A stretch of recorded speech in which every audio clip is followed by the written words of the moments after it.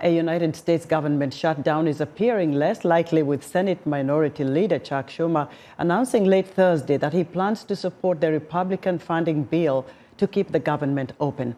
It is a reversal on his previous stance that he and his fellow Democrats would block the bill. A government closure would have shuttered critical federal agencies and furloughed thousands of civil servants. VOA's Anthony LaBruto is live on Capitol Hill with the latest.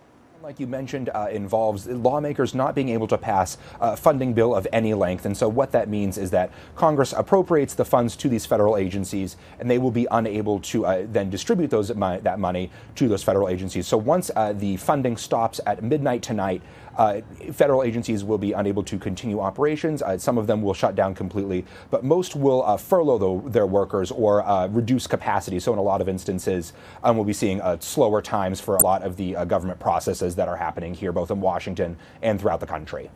Can you give us a bit of an assessment on how politicians network to avert a shutdown that, for now, is looming until we hear no more and we're able to move on?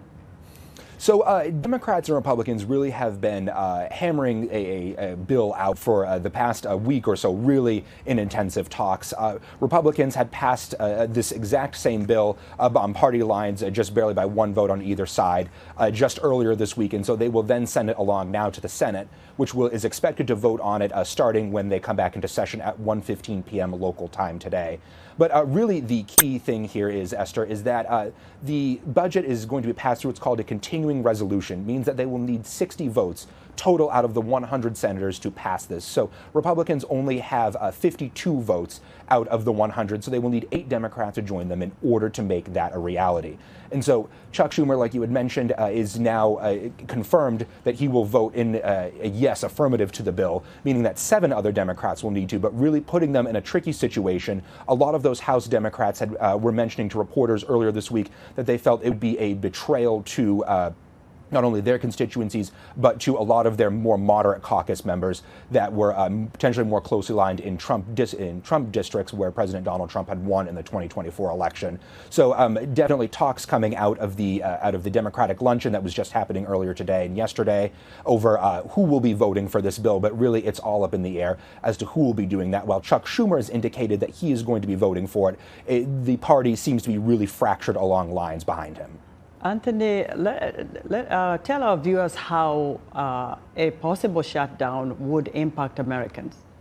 So Americans will really be impacted in a variety of ways. And so because this government shutdown will be considered a full government shutdown, a lot more services will be impacted. So immediately what you're going to be seeing is Social Security, Medicare enrollment immediately stopping, food and drug inspections going to be stopping, the National Institute of Health, in particular, a lot of their experimental procedures and trials will also be stopped as well. But in the immediate short term, a lot of our everyday services, a lot of the U.S. everyday services like hospitals, post offices, trains, planes, the FAA will all be continuing. However, that'll be limited really to those day-to-day operations. Now, whether or not maintenance will need to happen, expansion of services, potentially if something even goes wrong, that will impact a lot of these day-to-day federal workers and their ability to continue with their jobs. However, a lot of these, should a government shutdown happen, a full government shutdown, a lot of the furloughed workers will be unable to contact or really help as they would in a normal setting. Anthony, tell our viewers, would a government shutdown in the United States, for example, impact other places far away from here, like the continent of Africa? Absolutely. So United States Congress appropriates money every year through that'll be distributed through USAID and a lot of other development funds that will make its way to Africa. Now, Africa receives about $25 billion out of the last continuing resolution. That was what lawmakers passed just a couple months ago. That will continue.